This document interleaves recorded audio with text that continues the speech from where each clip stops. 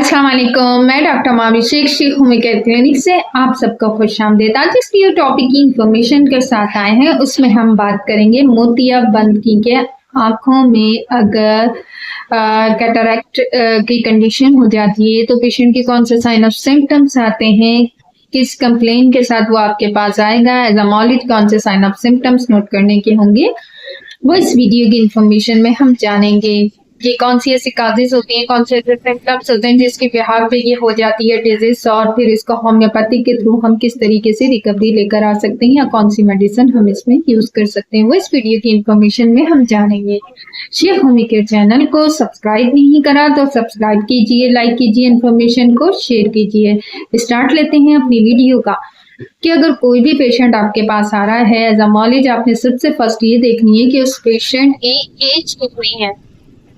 Second, फिर आपने इसमें ये देखना है कि वो कोई डायबिटिक का पेशेंट तो नहीं है, किसी क्रॉनिक डिजीज में इन्वॉल्व तो नहीं है, कोई कार्डिक पेशेंट तो नहीं है, या हेपेटाइटिस का पेशेंट तो नहीं है। ऐसे हमने इस सिम्टम्स लेने हैं। फिर इसके बाद हमने ये देखना है कि ये पेशेंट का क्या होता है कि ब्लर विजन हो जाती है, यानी कि जैसे जैसे हमारी साथ अर्ली एज होती है, जैसे जैसे बढ़ती जाती है उम्र, ओल्ड एज की तरफ हम जाते हैं तो हमारा आई विजन जो होता है वो वीक होना शुरू हो जाता है। ये इसके लेंस पे कॉर्निया पे जाके इफेक्ट करता है, जिसकी वजह से वो ब्लरनेस आ जाती है। रात के टाइम हमें नजर नहीं आता या हमें ब्लर होना यानी कि धुंधला धुंधला नजर आ जाना, इस तरीके का साइन ऑफ सिम्टम्स इसका मेजर होता है। अब इसमें कॉज ये होती है कि ये पेशेंट में भी पॉसिबल है कि डायबिटिक के पेशेंट भी हो सकते हैं, डायबिटिक 1 डायबिटिक 2 भी हो सकती है।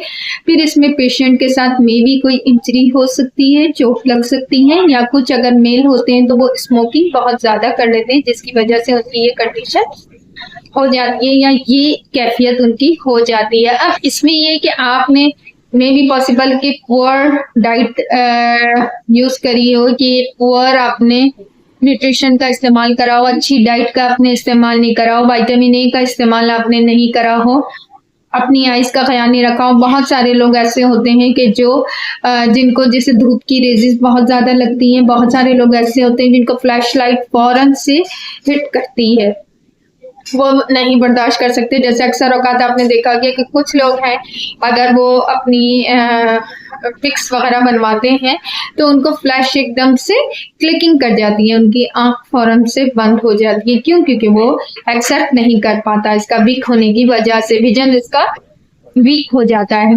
फिर इसमें बात ये है कि ये पेशेंट की फिजिक्स कैसी है, इसकी ओवरऑल एक्सरसाइज वगैरह कितनी है, न्यूट्रिशन क्या लेते हैं, डेली इनका वर्कआउट क्या है, और ये पेशेंट क्या किसी ऐसी वेव्स का या कीमियोथेरेपी का या अपने कोई ऐसा लाइट का काम तो नहीं करते हैं। जैसे बहुत सारे लोग इलेक्ट्रिसिटी का काम करते हैं, बहुत सारे लोग वेल्डिंग का काम करते हैं कि उसकी भी बहुत ज़्यादा वेव्स लगती हैं हमें आइस में जो हम बेयर नहीं कर सकते हैं, उसकी वजह से भी आपका विजन ब्लर होता है। तो असल मकसद ये होता है कि पेशेंट से जब भी हम कोई डिजीज के बारे में डिस्कस कर रहे होते हैं तो सबसे मेजर बात ये होती है कि उसकी काउंसलिंग अच्छी तरीके से कर लें, उसके साइन ऑफ सिम्टम्स ले लें अच्छी तरीके से, उसके बाद हम इसको ट्रीट करें। अब बात आती है ये कि हम इसमें होम्योपैथी का रोल प्ले किया है और हम होम्योपैथी में कौन सी मेडिसिन इसको यूज कर सकते हैं। एज अ कास्टिकम भी यूज कर सकते हैं, हम सिलेशिया का इस्तेमाल कर सकते हैं, फास्फोर्स का इस्तेमाल कर सकते हैं, कैलकेरिया फ्लोर का इस्तेमाल कर सकते हैं। हम इसमें हम एज पर सिम्टम्स करेंगे कि हमारे पेशेंट की एज क्या है, उसके साइन ऑफ सिम्टम्स क्या है। इसको लो पोटेंसी में यूज करना है, इसको हाई पोटेंसी में यूज करना है, वो डिपेंड ऑन द पेशेंट की कंडीशन क्या होगी, जैसे उसकी एज क्या होगी। किसी क्रॉनिक डिजीज में तो इन्वॉल्व नहीं है, वो हम इसी के साथ में इजाजत चाहूंगी। Doctor Mabhishek Shaikh Homi care clinic, Allah हाफिज़।